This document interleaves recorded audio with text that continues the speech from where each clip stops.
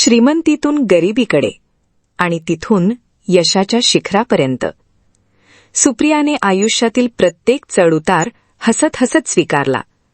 प्रत्येक भूमिकेत जीव ओतून काम केलं आणि आपल्या सहज नैसर्गिक अभिनयाने लाखो प्रेक्षकांची मनं जिंकली. आज सुप्रिया पाठारे यांचं नाव घेतलं की डोळ्यांसमोर येतं एक हसतमुख व्यक्तिमत्व. विनोदी भूमिका असो, खलनायकी छटा असलेली भूमिका असो किंवा एखादी भावनिक व्यक्तिरेखा, प्रत्येक भूमिकेत त्या इतक्या समरस होतात की ती भूमिका खरोखर जगत असल्याचा भास होतो. पण आज ज्या सुप्रिया पाठारे यशाच्या शिखरावर आहेत, त्यांचा प्रवास मात्र अजिबात सोपा नव्हता. नमस्कार मित्रांनो. घर आणि नोकरी अशा दुहेरी जबाबदाऱ्या सांभाळताना अनेक महिलांना एक प्रश्न नेहमी पडतो. घरात एखादी विश्वासू मदतनीस असती तर किती बरं झालं असतं. पण कधीकधी मदतीसाठी घेतलेला निर्णयच मोठी डोकेदुखी ठरतो. आणि असाच एक अनुभव आला होता मराठी मनोरंजन विश्वातील लोकप्रिय अभिनेत्री सुप्रिया पाठारे यांना. ही गोष्ट आहे त्या काळातील जेव्हा सुप्रिया पाठारे यांच्या मुलीचं जान्हवीचं 10वीचं वर्ष सुरू होतं. 10वी म्हणजे प्रत्येक आईवडिलांसाठी काळजीचं वर्ष. एकीकडे मुलीचा अभ्यास आणि दुसरीकडे सुप्रिया यांचं सततचं शूटिंग. दिवसभर घराबाहेर राहावं लागायचं. मुलीची काळजी वाटणं साहजिक होतं. वेळेवर जेवण मिळतंय का, अभ्यास करताना काही हवं असेल तर कोण देणार, तिची योग्य काळजी कोण घेणार. या विचारातून सुप्रिया यांनी एक निर्णय घेतला. घरात पूर्ण वेळ राहणारी एक मोलकरीण ठेवायची. सगळं सुरळीत होईल, मुलीकडे लक्ष राहील, घराचीही मदत होईल असं त्यांना वाटलं.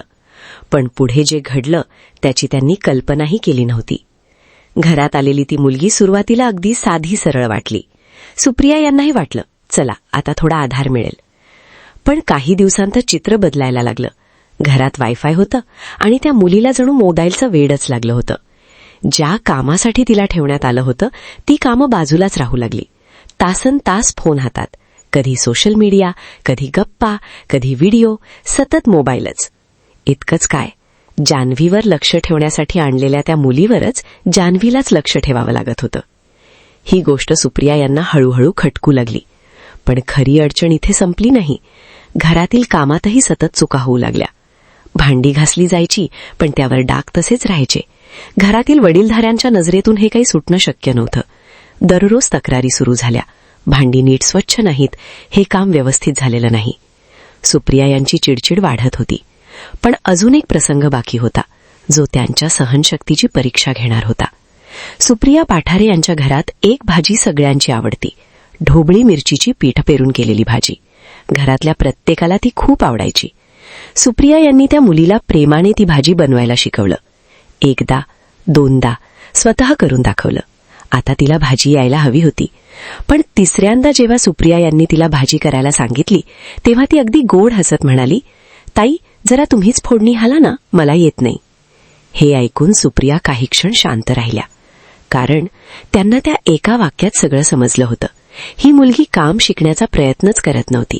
गोड बोलून काम टाळायचं आणि शेवटी मालकिणीलाच काम करायला लागायचं हा तिचा स्वभाव होता. त्या क्षणी सुप्रिया यांच्या मनातला संयम संपला. त्यांनी ठरवलं, बस आता पुरे झालं. मदतीसाठी ठेवलेली व्यक्ती जर उलट त्रास देत असेल तर अशा मदतीचा उपयोग तरी काय.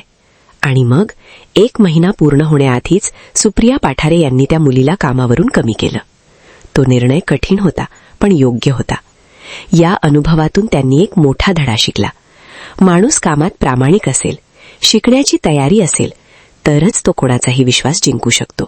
फक्त गोड बोलून किंवा काम टाळून कुणाचं मन जिंकता येत नाही. या कटू अनुभवानंतर सुप्रिया पाठारे यांनी आणखी एक निर्णय घेतला. घरात पुन्हा कधीही पूर्णवेळ मोलकरीण ठेवायची नाही. आजही त्या आपल्या घरातील अनेक कामं स्वतः करतात आणि त्यातच त्यांना आनंदही मिळतो.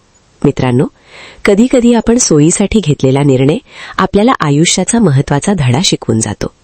सुप्रिया पाठारे यांच्या आयुष्यातील हा अनुभवही तसाच होता.